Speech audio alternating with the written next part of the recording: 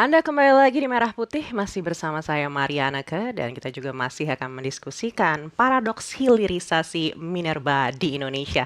Sebelum kita lanjutkan diskusinya, kita saksikan bersama yang satu ini.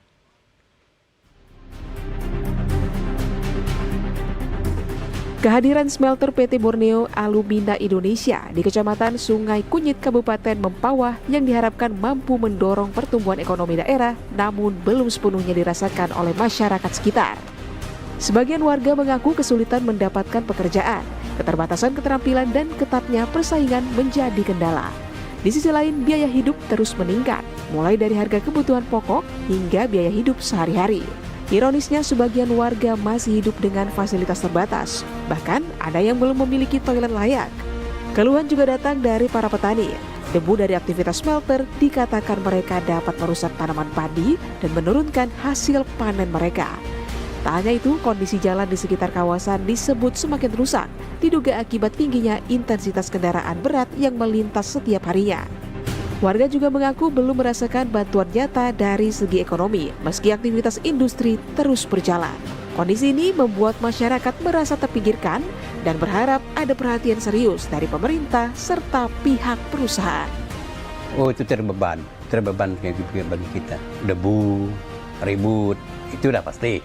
Soalnya kendaraan itu kan siang dan malam itu kan pengangkutan itu kan ada semua. Cuman kita itu kan terpaksa lah kan. Kalau udah barang itu ada, ya apa boleh buat lah. Kita pun tidak bisa berkuasa kan. Kondisi ini menjadi catatan penting agar kehadiran industri tidak hanya memberi dampak ekonomi secara makro, namun juga mampu memberikan manfaat nyata bagi masyarakat di sekitarnya. Dari Mempawah, Kalimantan Barat, Dimas Yoga, jurnalis NTV, melaporkan. Awalnya sih kami memang mendukung kemarin tuh, lengkap dengan semua perjanjian tuh ini kan. Tapi setelah jalan tuh perjanjian itu hilang semuanya. Malahan CP sampingnya ke pertanian kami itu gagal jadinya. Banyak bangunan kami itu yang dirusak tapi sampai sekarang belum diganti. Apalagi CSR, belum pernah sekali merasakannya. Ladang dulu kan nyaman, masuk kita keluar masuk, sekarang nak dijanjikan ini dibuatkan tempat untuk lalu lintas auto komben. Sekarang sampai sekarang belum ada nyatanya. Padahal udah janjikan sebenarnya. Dan saya masih bersama dengan Bapak Paulus Warsono Broto, Pak Darwin Cyril Nurhadi, dan juga Pak Pulung Perangin-Angin. Wah, menarik sekali ya yang tadi kita saksikan bersama ya Bapak-Bapak. Ini karena smelter sudah dibangun dengan harapan terjadi hilirisasi yang bisa membangun daerah sekitar, tapi ternyata di beberapa daerah, salah satunya tadi kita lihat di Kalimantan Barat ini belum bisa menetes ke warga sekitar. Sebelum kita membahas terkait hal itu, kita lihat dulu seperti apa sih data angka kemiskinan secara general di Indonesia. Karena kalau kita lihat, sebenarnya ini kita harus apresiasi lagi nih pemerintah. Kalau di Maret 2025 itu di 8,47. Tapi di September 2025 justru angkanya sudah turun Pak ke 8,25 begitu ya. Artinya ini harus diapresiasi begitu. Bahkan di 2021 nih kita lihat dari 10,14, artinya nih penurunannya sudah terlihat dengan nyata begitu. Tapi kemudian kita lihat seperti apa tingkat kemiskinan per wilayah. Kebetulan kami juga ada datanya seperti apa tingkat kemiskinan berdasarkan pulau. Nah, ini dia. Kita bisa lihat di Sumatera, Kalimantan, Sulawesi, Maluku, Papua, Jawa, dan Bali Nusa Tenggara. Memang kalau di Jawa ya kita lihat di 7,99 dan 7,81 begitu ya. Kalau dibandingkan ini masih di bawah dari angka kemiskinan nasional kalau kita lihat di data September 2025 tadi begitu ya. Tapi di beberapa daerah yang justru katanya jadi pusat smelter yang banyak tambangnya. Salah satunya adalah Sulawesi nih yang terkenal dengan smelternya. Itu angka kemiskinan ya Pak 8,7. Artinya ini di atas dari angka kemiskinan secara nasional. Demikian juga dengan Maluku dan Papua, bahkan ini sudah di 18,22 Pak. Dan di Bali Nusa Tenggara ini di 11,3. Kalau tadi Kalimantan kita lihat ini masih di bawah ya, masih di bawah angka kemiskinan secara nasional di 5,02. Nah, ini menarik. Artinya apakah memang smelter ini benar-benar berpengaruh untuk daerah sekitarnya atau tidak? Saya kembali lagi ke Pak Cyril. Dampak jelas positif kalau memang proses itu berlangsung baik dan efektif, ada pastinya. Pertanyaannya kan dampak tersebut apakah dirasakan oleh masyarakat setempat. Nah ini yang saya rasa, apakah daya beli masyarakat setempat meningkat. Itu contoh salah satunya. Kemudian apakah ada program misalnya katakanlah corporate social responsibility-nya juga ada. Seperti tadi kalau kita dengar beberapa wawancara, itu keluhan yang ada adalah janjinya tidak ditepati. Itu salah satu contoh-contoh sampel. Asumsi kita percaya data ini, maka sebetulnya pada daerah-daerah tersebut seharusnya juga meningkat. Kita paling tidak di atas dari Indonesia rata-ratanya. Tapi pada daerah yang smelter ada besar, itu di Sulawesi kok ternyata beda gitu. Nah itu jawabannya saya nggak tahu terus terang apa, tetapi salah satu yang bisa diimbangi itu adalah corporate social responsibility. Tanggung jawab perusahaan, organisasi terhadap masyarakat setempat. Nah ini terjadi pada saat, pada pengalaman saya sebagai eksekutif di industri migas, itu setiap kita punya satu pengembangan daerah, selalu kita juga pikirkan pembangunan fasilitas masyarakat tersebut. Apakah permasalahan di daerah tersebut air bersih misalnya, atau masalah pendidikan, atau masalah fasilitas untuk agama misalnya. Dan itu semua jembatan apapun infrastruktur yang diperlukan, itu yang diutamakan.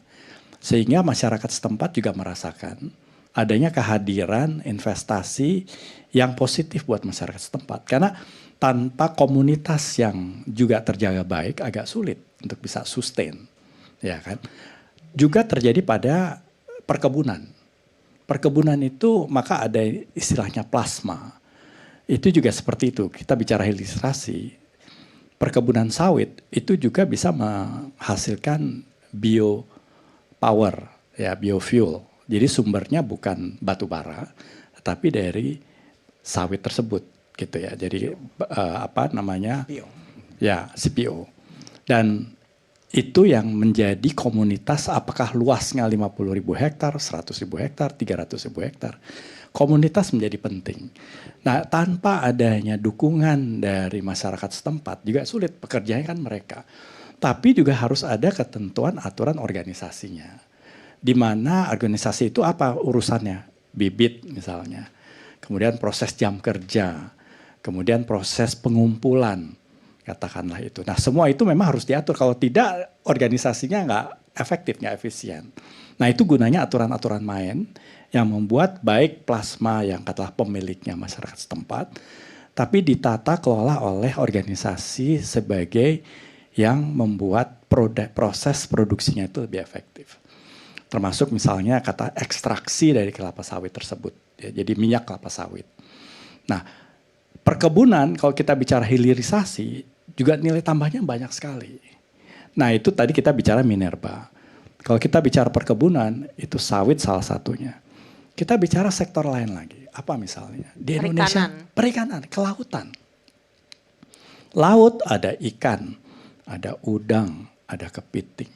Tadi Pak Paulus sebut masalah ekosistem komoditinya ke batu bara. Kenapa nggak anggap listrik misalnya? Tentu kalau kita ambil ikan di tengah laut sampai ke pelabuhan, nggak ada cold storage, nggak ada listrik, ya ikannya nggak bisa diekspor, nggak bisa diproses, nggak bisa dikemas, nggak bisa dibersihkan dan kemasan yang bagus yang menjadi retail.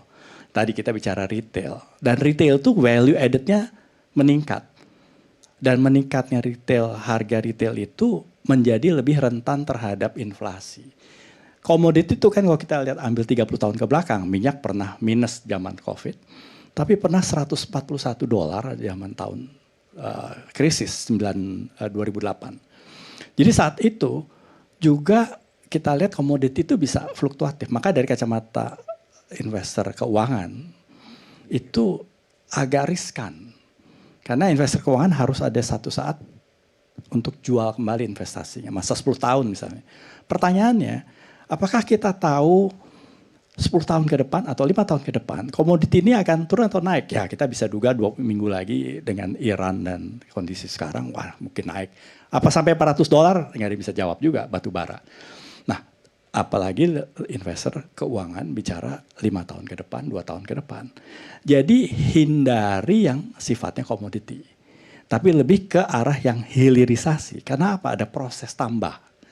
Proses tambah itu ada cost struktur biaya yang membuat harga hasil dari produk hilirisasi lebih rentan terhadap inflasi. Itu sebenarnya keinginan kita. Tapi kembali topik masalah kemiskinan, saya rasa itu kombinasi dengan corporate social responsibility. Nah, saya ambil sedikit cerita, brief aja. Amerika kapitalisme 200 tahun tapi tetap ada kemiskinan. Jadi ada yang namanya katakanlah inequality, kemiskinan itu. Jadi apa tipsnya? Corporate responsibility dulu ada yang 2,5% dialokasi dari laba dan seterusnya. Sekarang ada format baru. Jadi korporasi ikut, financial investor ikut, investor keuangan, kemudian pemerintah daerah ikut, dan tentunya pelatih atau NGO. Nah ini di Afrika, negara Afrika, Nicaragua berhasil. Indonesia sebetulnya sangat bisa membuat format ini. 4 mitra bekerja sama, minimum 10 tahun. Ambil satu daerah di Indonesia, kita bicara dengan Pak Paulus. Peta atau Pak Pulung, ini daerah mana yang katakanlah kemiskinannya paling tinggi. Ambil data di sini, misalnya mana? Sumatera 21% di atas rata-rata. Oke, Sumatera kita zoom lagi, utara, barat, selatan, Jambi, atau mana? Pekanbaru. Di zoom daerah tertentu yang nggak ada air bersih misalnya. Atau orang nggak bisa beli sepatu, anak-anak jauh ke sekolah per 2-3 jam. Di situ apa daya dukung komoditi setempat pertanian ataupun lahan yang bisa ditanam. Nah itu investor keuangan invest membuat 10 tahun, korporasi menjadi off-taker, pembelinya udah dipastikan supply chain. Pemerintah daerah memastikan bahwa aturannya dipenuhi. NGO memastikan bahwa komunitas setempat terlatih. Nah itu luar biasa. Tapi apakah menurut Bapak ini hanya masalah kemiskinan semata? Karena kalau kita lihat beberapa riset ini mengatakan bukan hanya kemiskinan yang memberikan dampak di daerah smelter itu, tapi juga tingkat kematiannya yang tinggi karena masalah limbah. Bahkan tadi kita lihat di tayangan yang sama-sama kita saksikan, katanya pertaniannya yang harusnya berhasil ini malah jadi gagal panen begitu sejak adanya smelter itu.